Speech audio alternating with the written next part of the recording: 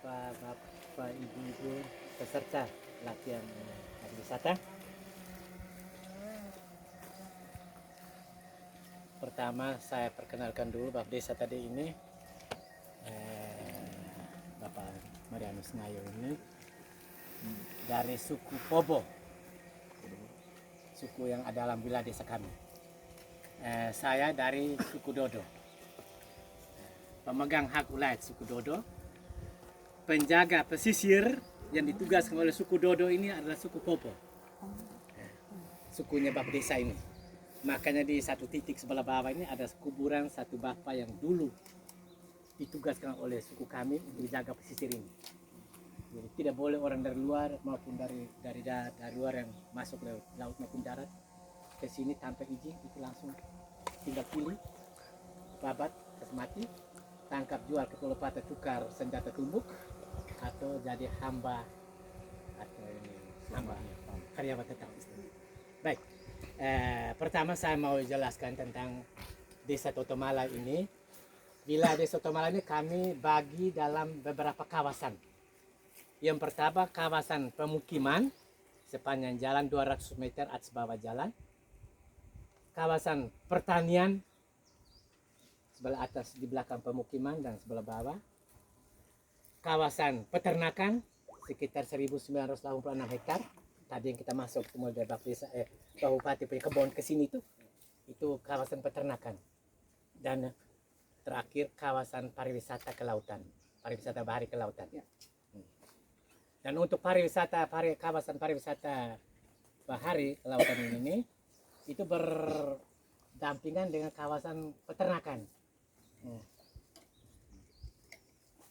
Untuk kawasan pariwisata bahari ini ada beberapa titik. Mungkin yang paling banyak untuk wilayah Nagekeon atau di Nagekeon mungkin di sini, mungkin. Yang pertama titik di Yateno. Di situ tuh ada pasir putih juga. Di situ juga ada peluang untuk buka pelabuhan peti kemas. Sudah survei dari Dinas PU bilang mungkin tahun depan 2022 eksekusi. Dan dari Dinas PU juga minta jalur jalan tadi yang kita lewat pintu pertama tadi, pintu masuk pertama tadi itu sampai di situ 2 jalur untuk masuk keluar. Soal lahan aman. Terus Yateno itu nama dari seorang kita pun tokoh juga yang dulu jaga pesisir, dari kita punya suku yang jaga pesisir, mati kubur situ. Yang kedua Punio, titik pasir putih yang kedua ini Punio. Di Punio itu di sana ada kuburan nenek moyang Bapak Desa orang punya, namanya Maka Dosa Pape. Kalau yang di Bayu kenal Bapak bilang ngusu itu, Panci itu punya nenek moyang mereka. Dosa Pape itu kami dari suku Dodo yang tugaskan untuk jaga pesisir ini. Jaga pesisir. Siapa saya dari luar yang lewat darat atau laut ke sini tanpa izin, saya sudah kasih tahu tadi ada 3 pilihan. Dibunuh mati. Di sana ada kuburan orang larang tuka yang datang sebar agama, dibunuh. Satu lubang itu berapa orang? 5 orang, 6 orang? 5 orang. Dengan pastor satu Portugis juga dikubur. Di situ ada tempat namanya Teguru.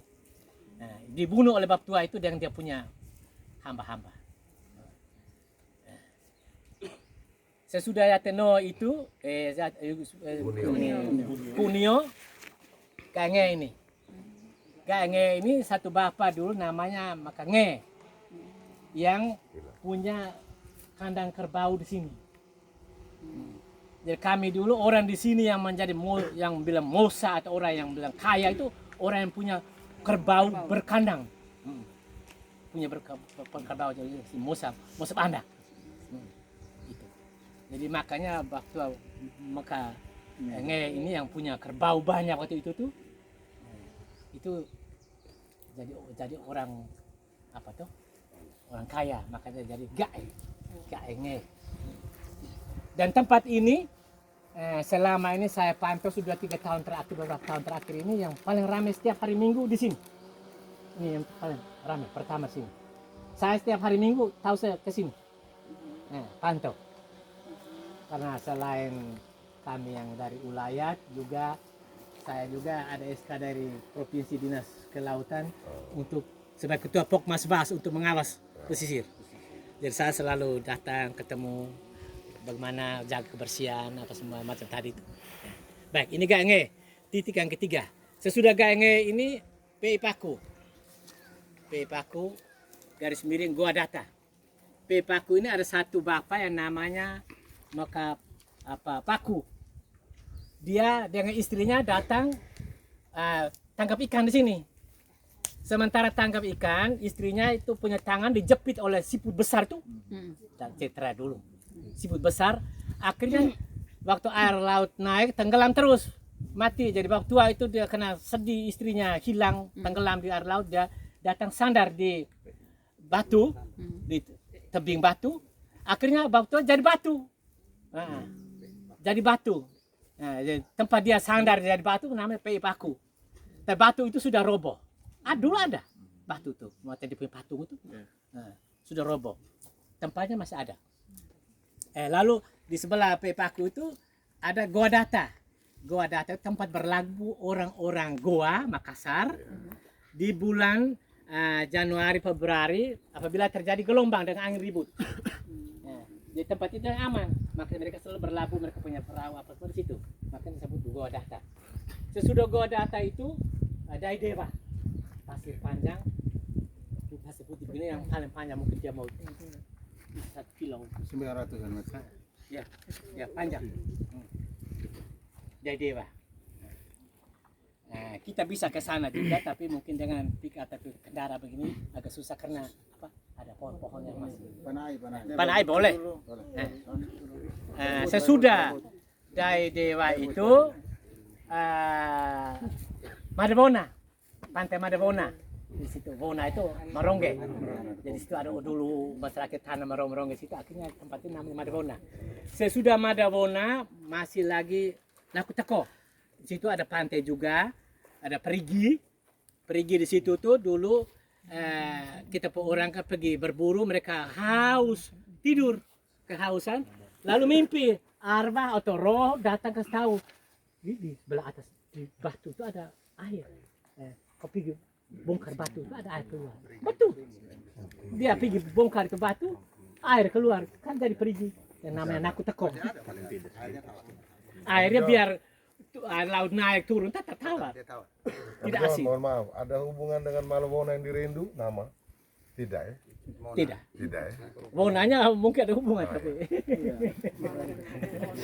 Sesudah Naku Teko itu ya Tedui. Ya Tedui.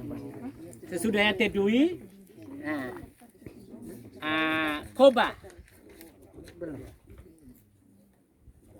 Koba itu titik terakhir sudah ada batas desa kita punya.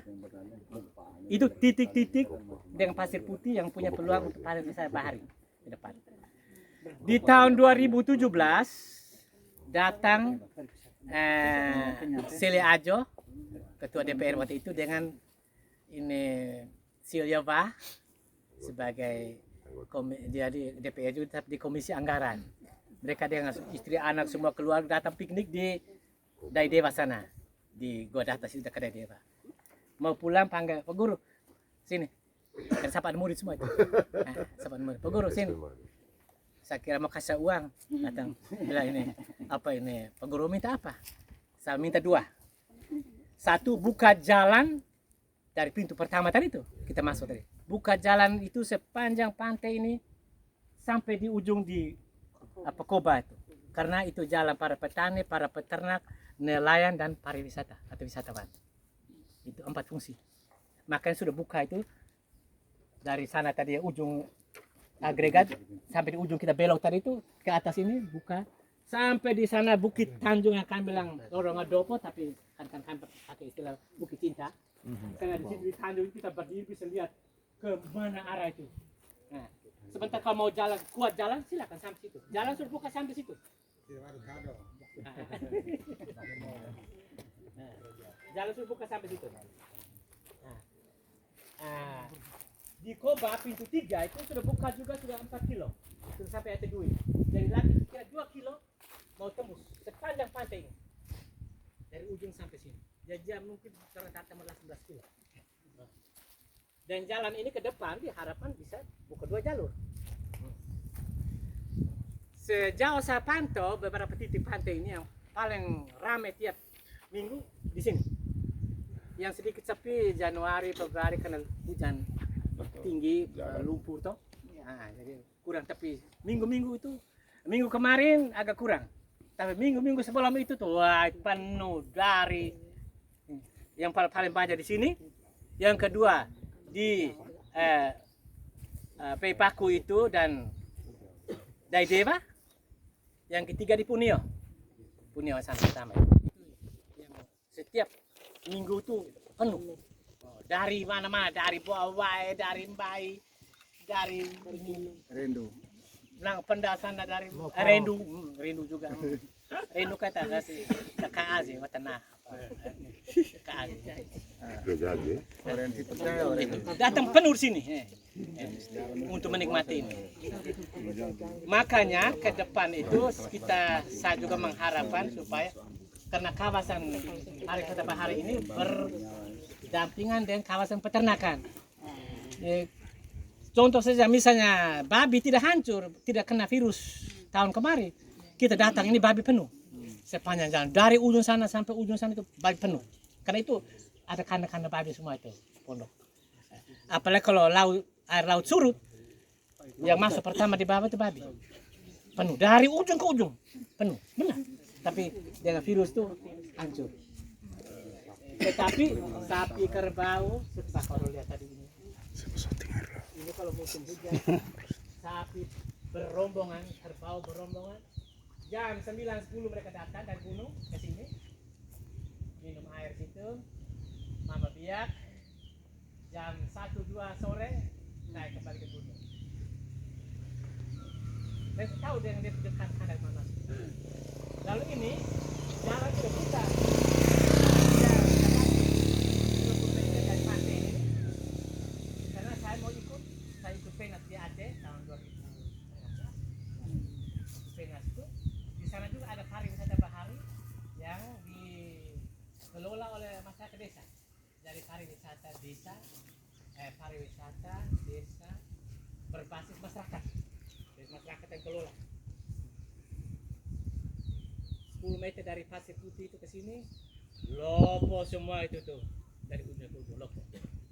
3x3 akar beda jauh kelapa, istri akar pindah 2 meter jaraknya. Satu hari satu lopo 50.000. Siapa mau datang pakai itu. Sesudah lopo itu ke belakang ini rumah penduduk tapi itu baru semua, baru tidak ada rumah di atas ada. Di belakang rumah penduduk itu kebun kelapa, kebun buah-buahan. Tiap hari kelapa muda penuh begini habis dengan olahan-olahan Aceh punya. Dan seperti itu yang ke depan saya mengharapkan di sini terjadi seperti itu. Jadi pariwisata desa berbasis masyarakat yang kelola bekerja sama dengan pemerintah dinas. Baik, ini sekadar satu informasi tentang pariwisata. Ini saja. Baik, teman-teman sudah